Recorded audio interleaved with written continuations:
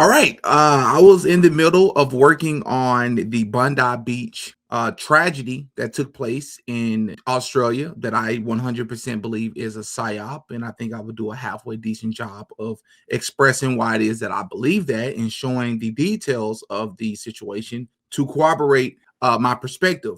And then this video right here was brought to my attention, which is very weird because the video is titled Huge New Evidence Debunks Charlie Kirk Conspiracy Theories. But then I watched the video and I would argue that, and I think most of us would agree, that the video doesn't really debunk very many conspiracy theories at all. In fact, it leads to even more questions. But the biggest question in the room is I could have sworn that there was an agreement between two camps, two parties that agreed that any further conversation surrounding this situation would pause until after the Erica Kirk Candace Owens private meeting yesterday. And they didn't honor that on TPUSA's side because I went to Charlie Kirk's YouTube channel and they released multiple videos, which is very dishonest and distasteful for them to do that. But furthermore, there's going to be way more questions that we're going to have as we listen to them. So hit the like button on your way in if you do not mind. Without further ado, let's get into this and let's see what they have to say.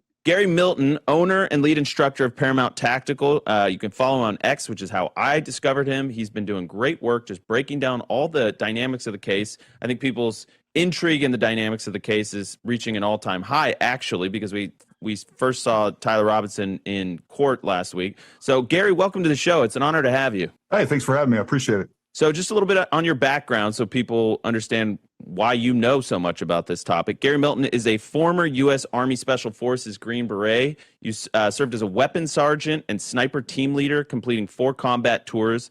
Following your military service, Gary, you held a position of unit chief and special tactics instructor for a federal agency. Today, Gary is the owner and lead instructor of Paramount Tactical Solutions, a company dedicated to professional firearms and tactical training.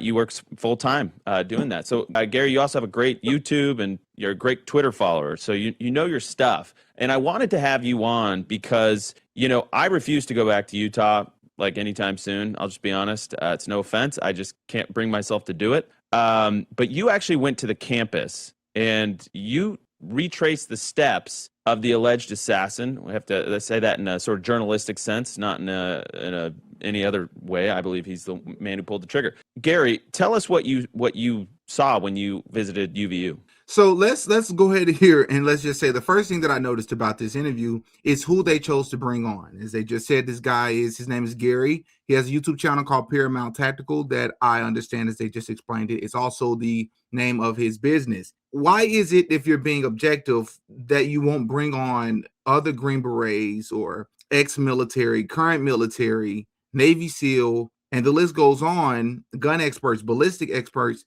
that disagree with you all? If you want to be objective, or even if you bring them on at the same time, you bring the one guy who has had one of the loudest voices with defending you all while simultaneously overlooking all the other red flags that we're going to get into, because he will fail to address those things in this video.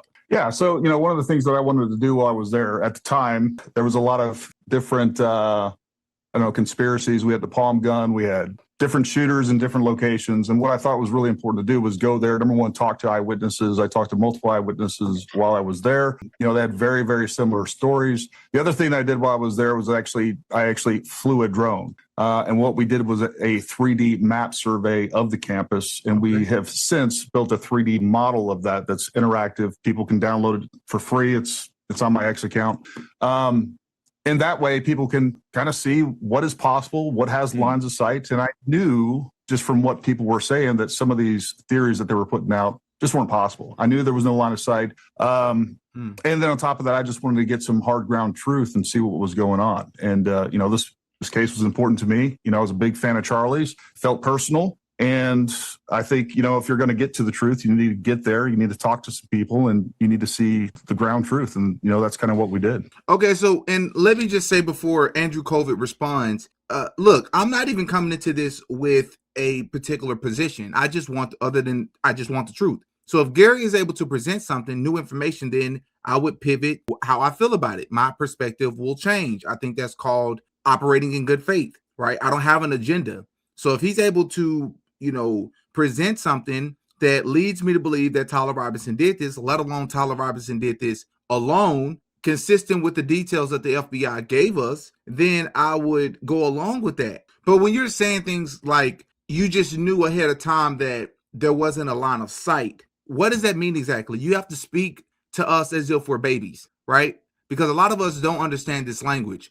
When you say line of sight, do you mean that the theories out there, such as the fact that one of the security members that was at the front, in the front row of the audience, so the palm gun theory, are you saying that that just wasn't possible because there wasn't a direct line of sight to Charlie? Are you debunking the theory of somebody being off to the side of Charlie, or even the theory that was offered, I believe, on Trigger Smart's YouTube channel, where there's an SUV behind Charlie Kirk with the trunk up and potentially someone hit him from behind? What theory are you exactly debunking here? Because I've yet to hear it. Yeah, and there's a video here, Gary. I'm just going to show it really quick so people can see how easy it ultimately was to get on this rooftop access point, 133. All right, folks, so here's the stairs that go to the roof. Wow. This wall is about maybe 3 feet tall. Okay. All right, so right there is the shooting position. It's about 200 feet away from there. You don't need to be Spider-Man. As a matter of fact, you don't even need arms. You can literally get up there if you didn't have arms. Okay. But you know what you need arms to do, or at least for the most part? Pull a trigger. So I'm going to assume that you're going to address that here in a moment. And will you also be able to explain to us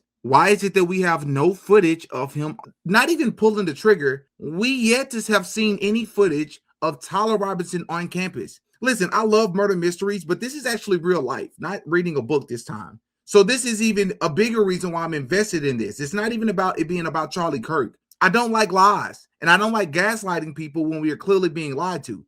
Where's the footage of the dude on the roof? No, we saw someone. Was that a real footage? And can you prove that that was Tyler Robinson? And regardless if you can prove that or not, whoever we saw on the roof, where's the footage of them pulling the trigger? We never see that. That's just a fact. So I hope that whatever Gary's about to explain here, we'll be able to explain that. And we'll also be able to explain how in record timing, this person allegedly climbed the roof, which you're showing us with video footage that you don't even need arms to be able to get up there. So it wasn't that hard. You don't have to be Spider-Man. Great. You don't need webs shooting out of your arm. Great. Well, will you also be able to explain to us how he was able to get on the roof, assemble this weapon? Remember, he assembled the weapon. And the person that they're showing in the picture with the black shirt with the American Eagle t-shirt on, that is not Tyler Robinson. I think we can all agree with that. That's not Tyler Robinson. Those are two different people. So you can set that quote unquote evidence to the side. So we don't even have video footage of Tyler Robinson on the stairs. So he got on the roof, assembled this weapon in record timing. He also fit this weapon in a backpack that has been debunked by many people by this point in time that cannot fit in most backpacks. He allegedly fit this in a backpack, was able to get on this roof, assemble this weapon in record timing using a screwdriver. Then he disassembled the weapon or unassembled the weapon, whatever the proper language is, with this screwdriver, left the screwdriver on the roof, jumped off, and then reassembled that same weapon in the woods in record timing. Even though he left the screwdriver on the roof, somebody's not making sense here. But maybe Gary's going to break this down for us. Let's see. Wow. That's a good visual. So just from your knowledge across the spectrum and your own visits, do you feel there's any misconceptions that you're seeing repeated over and over and over again that have spread really far that, in your opinion, are pretty easily debunked or opposed? Yeah, there's been a cycle of people taking very normal things, or maybe even slightly abnormal, and then turning them into suspicious items, right? One of the things that really struck me on the ground there was exactly how easy this entire thing was. Before I went there, one of the things that was being portrayed was like this was, some big conspiracy. It's very complex. You need professional hitmen. It's 140 yards. It's so far, all these things. Now, I knew the distances was nothing, especially for a scoped rifle. I mean, that is, my 8-year-old son was going to courses with us shooting 1,200 yards. It's not hard. And then once you see the layout of the campus, looking at it from a security standpoint, unfortunately, it was a real challenge.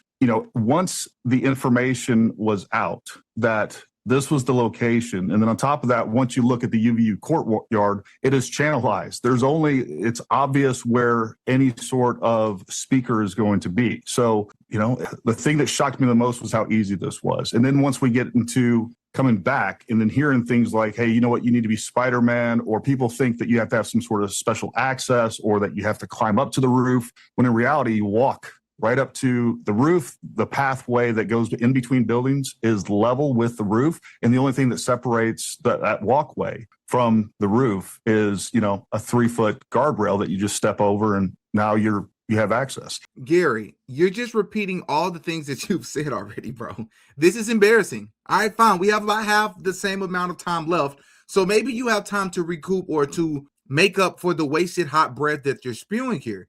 You've already said these things. Where's the debunking, bro? Great. You've made it clear. It's not super complex or complicated to be able to get to that roof. But doesn't that hurt Turning Point USA? Not help them? Because that means that the security team failed even worse. Because if it was that easy for someone to get on the roof, why is it that they didn't secure the roof? If they were the security team, that's something they should have known and understood. You're saying anyone could have done this. So why wasn't TPUSA security team on top of this? That doesn't help combat the people who believe that Turning Point USA security team was potentially in on it. And the other thing is it's very obvious to me if you just look at Google Maps, if you're trying to plan this operation, it's simple. It's not that hard and it's not that complicated. And the thing is, we have all these kids out there playing Call of Duty and, they're very tactically minded. And, there was nothing, especially once I went there, talked to people on the ground, saw the campus. A lot of what wasn't clear to me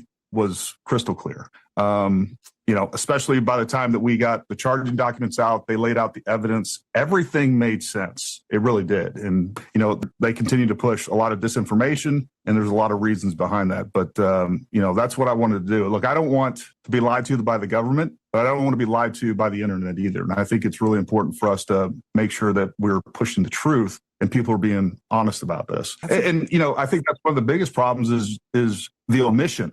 A lot of people pushing these different conspiracy theories and exploiting Charlie's death for their own means. They're not telling you this information. Like, why haven't these people gone to this location and looked at this? Why aren't they showing people how easy it is to actually access the roof? That's the only information. But what information are you talking about, though, Gary? That's the only information that you've offered. You've said that it's not as difficult to get on the roof as people believe, and you're making the argument that the shot is not as complex. That was very early in the investigation when things first took place, closer to September 10th, when people was making this argument. Do you know that there have been, I'm not even exaggerating, at least 75 other additional information, minimum, questions and red flags and things people have noticed that have come up? Why are you still at the beginning, brother? Catch up. You need to debunk the other major claims that we are making, and you're failing to do that. And if people saw what I saw, a lot of this stuff would make a lot more sense to them, and they wouldn't believe a lot of these other artificial narratives that people are pushing.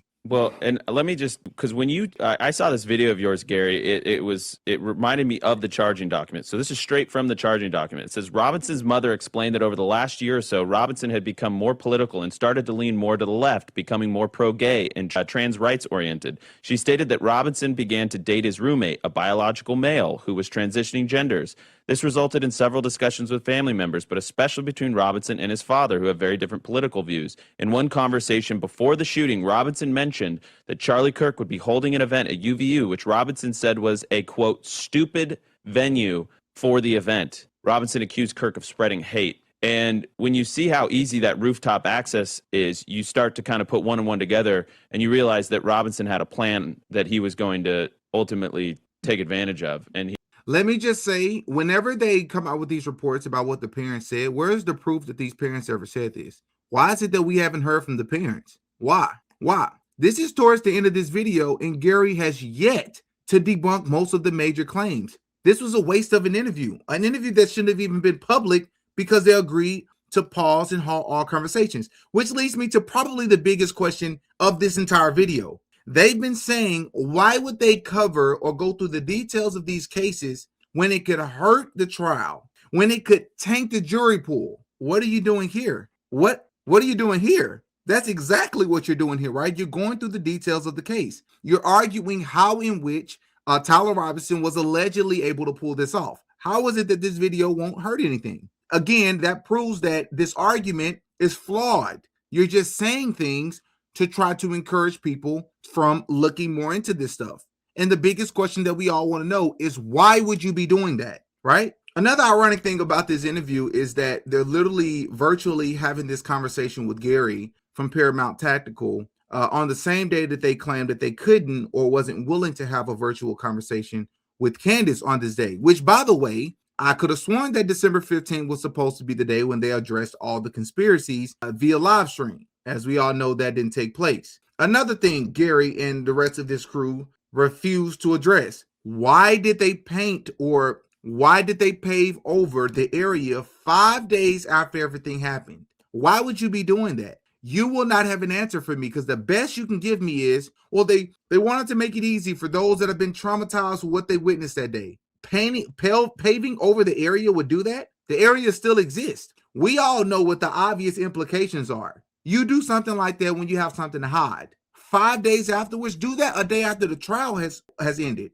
The trial hasn't even started. You did it less than a week afterwards. Everybody and their mama know that that's suspicious. This video failed to address another huge question. 30-6. He's the expert in Gary. I'm not. To my from my understanding, just to be objective and to be fair and devil's advocate, I've seen some people saying that there are different versions of 30-6 or different types of bullets that are 30-6 that could explain why there was no exit wound. Maybe that explains it. Why is Gary not talking about that then? Because the explanation he gave in this video failed to do that. This video just seems to dig TPUSA in a deeper hole, and I just don't know what the purpose of these videos are. It's not helping anyone but the opposing side. It's very odd to watch. And as I've said before, the similarities between the Butler, Pennsylvania Trump so-called pow-powing and the Charlie Kirk one, from them refusing to secure the roof and people telling them that they see someone on the roof, and